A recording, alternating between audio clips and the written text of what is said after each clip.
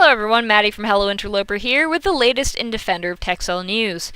So it turns out we finally get the mob raid we were all waiting for. The last event, as you can remember, was a special dungeon. A lot of people were saying, where on earth is the mob raid? Well, it's finally here, and nothing really too special about it. Here's the comic for it. It's called Blink of an Eye, and basically this time we get a lot of Aladdin-based guys here. Not really that original, and so basically girl gets kidnapped by an exosphere, and he wants to go save her, and an exo is typing something, or checking out, seeing that people are coming to invade their little exo tube thing. So nothing really that exciting. It's kind of the same model as the past events. I really can't check out and see if there's anything really new, unfortunately, because I cannot log into the game, and I haven't been able to pretty much all month. It's kind of disappointing because I really did want to participate in this.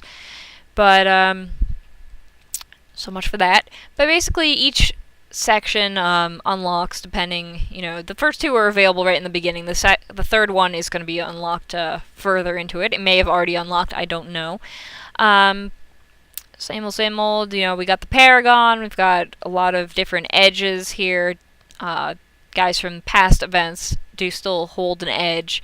Gets lower depending on how many events ago they were Paragon, with the lowest one being Blasterion at 150%. Oh, I'm sorry, 200% for Epic. 300% for this dude from last time. So, that's pretty much all you really need to know. I mean, there are a lot of guys that have an edge to that, and all the units introduced in this event are listed here.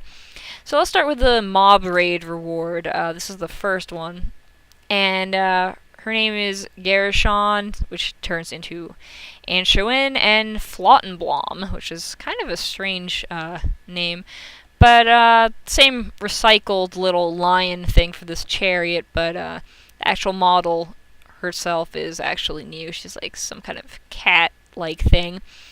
Now, this is where things get a little bit disappointing. She does have preempt, which is elite, and of course, when it's maxed out all the way, it is a zero cooldown. But the problem is preempt is based off of attack, and attack is not her strong suit at all. Meaning that you're probably going to have to superfuse attack stuff onto her for her to even be useful. It would be a lot better if she had something sting-based because of her high agility, but the nice part about preempt is that it does go first before sting or any other ability. So that's one thing she does have on her side. Not exactly too impressed, unfortunately, as far as preempt guys go, but she's going to be pretty cheap because she's the first and foremost mob raid reward. Then we have Serisa, which turns into ngmoco, and then Tangra, and she's kind of like the female Aladdin person. I don't really know any of the characters. I never was a Disney movie person to begin with, so I do know that Aladdin is not originally Disney. It's from a book and whatever, but you know what I mean. That's what it's most well known for. But either way, she has Gust All, and which is attack-based? Yes, it is attack-based. So she does have high attack, so it is a pretty high damage-based attack, but unfortunately it is a 3 cooldown when maxed, which means it's just going to be a very slow wait, not exactly that useful. And she is a champ, which means that, not that exciting. There's so many champs in this game. It's the most prevalent sort of class in this game, so not too impressed. It is Adept Gust All, not Elite, so but still interesting overall. Then we have the Paragon, who is kind of Aladdin himself, although he's got a very strange name. Then again, most guys in this game do. We have Turan, who turns into Xin Jie and turns into this is a mouthful. Runky Warp Slung. Okie dokes. Yeah, that's definitely a mouthful. But he is unfortunately a warlock. Another warlock paragon, which is Kind of annoying because, we see so many of it. Thankfully, when he's fully maxed, he does have a 1 cooldown, which is pretty nice. Get to use it a lot. It's called Dreamweave. And his max stats, are really not that impressive. Of course, because he's a Paragon, these will all be multiplied during the event and also subsequent mob raid events, but just without an edge sort of going on, it's not really that impressive. Dreamweave is elite though, and unfortunately it does not say whether or not it's based off anything, but it's probably safe to guess that it is attack based, seeing that attack is his highest sort of stat here. But yeah, he is the first fighter to have Dreamweave, as all Paragons usually have exclusive skills that are they're the only ones that have that skill. So it's not really too surprising. Then finally we have the last one that is introduced as a rank reward, and that is a Genie, because now we gotta round out this whole Aladdin-based thing, and basically he is a Warlock legendary, which of course is kind of disappointing. Warlocks themselves aren't really that bad, but the problem with them is they aren't really good at anything specifically. They're kind of jack of all trades, master at none. He does have a very, very high attack and very high wisdom, but of course everything else is not that impressive. I mean, we got low HP, pretty low defense, low agility.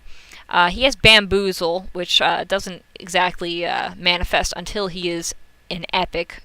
When he's a rare, he just has Gust. But thankfully, it is elite, and it does have a 1 cooldown when fully maxed as a legendary, so he won't be useless. That's for sure. He won't be useless at all. But definitely not as quick as a Guru or a Rogue, and not as, durable as a Champ, so whatever. And unfortunately, we don't know what Bamboozle is based off of. That's kind of one downfall with this wiki. They don't exactly say what they're based off of. Maybe there's something in the comments? I don't know. I have people just complaining about Nux and stuff. It doesn't seem like anybody has mentioned it. So we're just going to really have to wait and see, I guess, once he's actually released and into the trade pool, and then we can possibly check what it is based off of.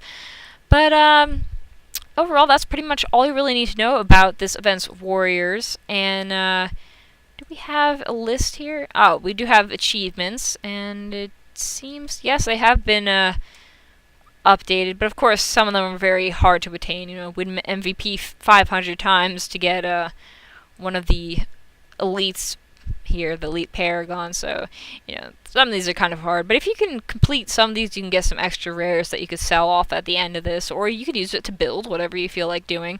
Honestly, if I was to be playing this event, which unfortunately I can't because the app just won't work for me, I can't log in, it never goes past the little spinny thing, I would probably not keep any of these, just because they really aren't that cool looking to begin with. I know it's kind of stupid to judge off of looks, but not too impressed, and honestly, they don't seem like they're that amazing, especially since we have a Warlock Paragon and a Warlock Legendary, and kind of a boring Champ, not so great Rogue, so personally, I'm not impressed with these guys. Hopefully we'll see some better things in the next event, and for anyone participating in this, good luck, have fun, and until next time.